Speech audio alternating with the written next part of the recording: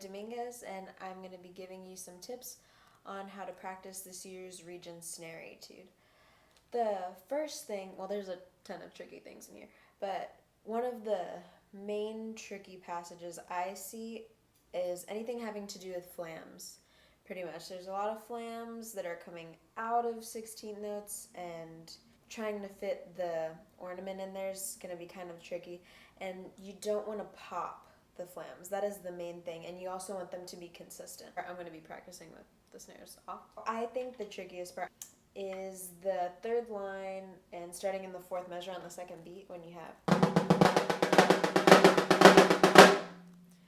that, trying to fit that note in there. That's super tricky. I've had to practice that because your left hand is actually doing, and that's one way that I think you should practice it, and practice pretty much anything you're having trouble with, is just splitting up the hands. One hand on your thigh or another pad or a pillow or something, and then you play one hand on the head, just like that.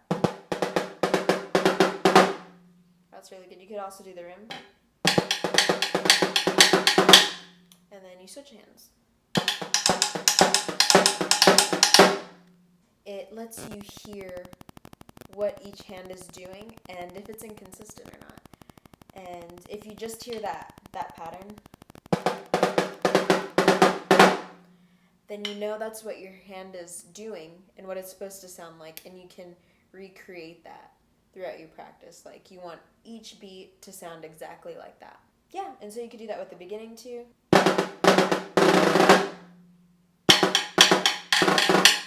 Even with rolls, you could really split up the hands either way. I think it would be very beneficial. And then another thing, there's some rests in here, and no matter who you are or how good you are, you want to rush these rests. So for example, in the second line, you have this same theme. I'll play it.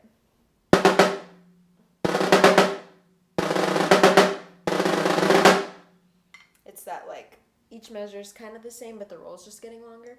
So you're having less and less rest, but especially that first one, you have 3 eighth notes. You have the 16 notes, 3 eighth notes, and then the eighth note roll going into the next measure.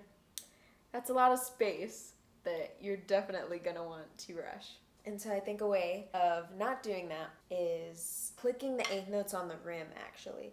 And you could do that with anything, but this would be especially helpful in here. So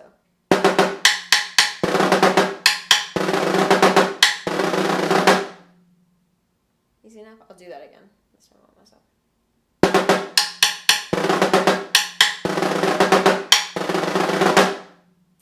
And this is super helpful because you're kind of acting like your own metronome. You should always play with a metronome.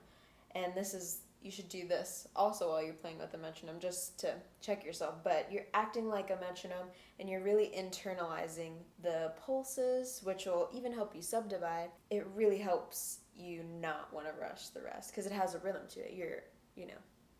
You're beating the eighth notes.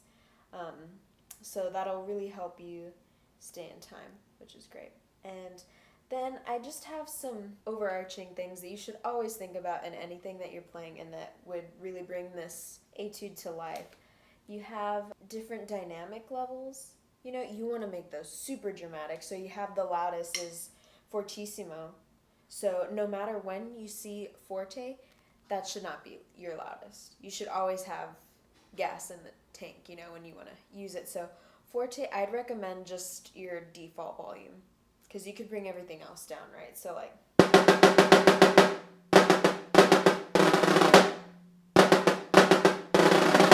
and I have my fortissimo.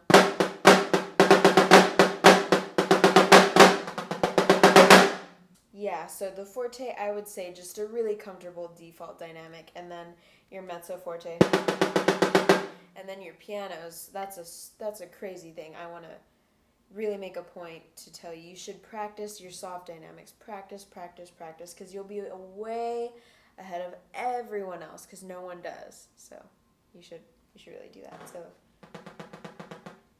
So it really makes the flam dynamics, the crescendo and decrescendo. It makes it super dramatic. Another thing that you should think about through this is there's a lot of accents at loud dynamics. I see accents at forte, and that's pretty much all the accents I see. Um, Make those prominent that you're accenting them, if that makes sense. So that's my starting, and then the accents in the second line.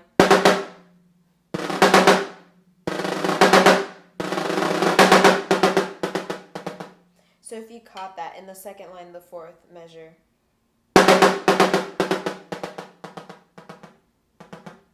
you know, a big drop off, so it's really obvious that you're accenting notes. Another thing is practicing buzz rolls. There's a lot of buzz rolls, and I think they're really exposed, so they can sound uneven really easily. So one way that I like to practice them is just letting them fall.